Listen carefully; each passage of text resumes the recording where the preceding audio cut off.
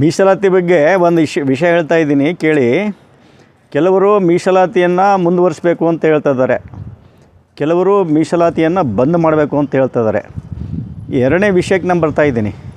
ಮೀಸಲಾತಿಯನ್ನು ಯಾಕೆ ಬಂದ್ ಮಾಡಬಾರ್ದು ಅಂತ ಹೇಳಿದರೆ, ಎಲ್ಲರಿಗೂ ಮೀಸಲಾತಿ ಇದೆ.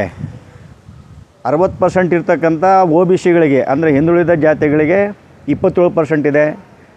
SC/STಗಳಿಗೆ 25% ಇದ್ದಾರೆ, ಅವ್ರಿಗೆ 15% ಇದೆ.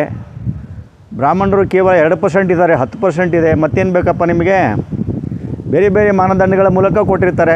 SC/STಗಳಿಗೆ ಸಾಮಾಜಿಕ ಶೈಕ್ಷಣಿಕ ಮಾನದಂಡ, OBCಗಳಿಗೆ ಸಾಮಾಜಿಕ ಆರ್ಥಿಕ ಮಾನದಂಡ, ಬ್ರಾಹ್ಮಣರಿಗೆ ಮತ್ತು ಮುಂದುವರಿದ ಜಾತಿಗಳಿಗೆ ಆರ್ಥಿಕ ಮಾನದಂಡ.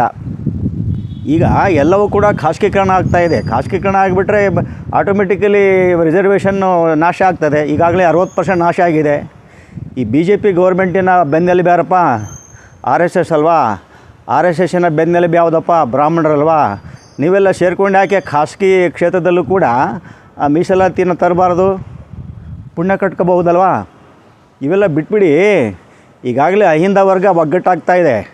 ಅಲ್ಪಸಂಖ್ಯಾತರು, ಹಿಂದುಳಿದವರು ಮತ್ತು ದಲಿತರು ಅವೆಲ್ಲ ಬಾಲ ಬಿಚ್ಚಲಿಕ್ಕೆ ಹೋಗಬೇಡಿ.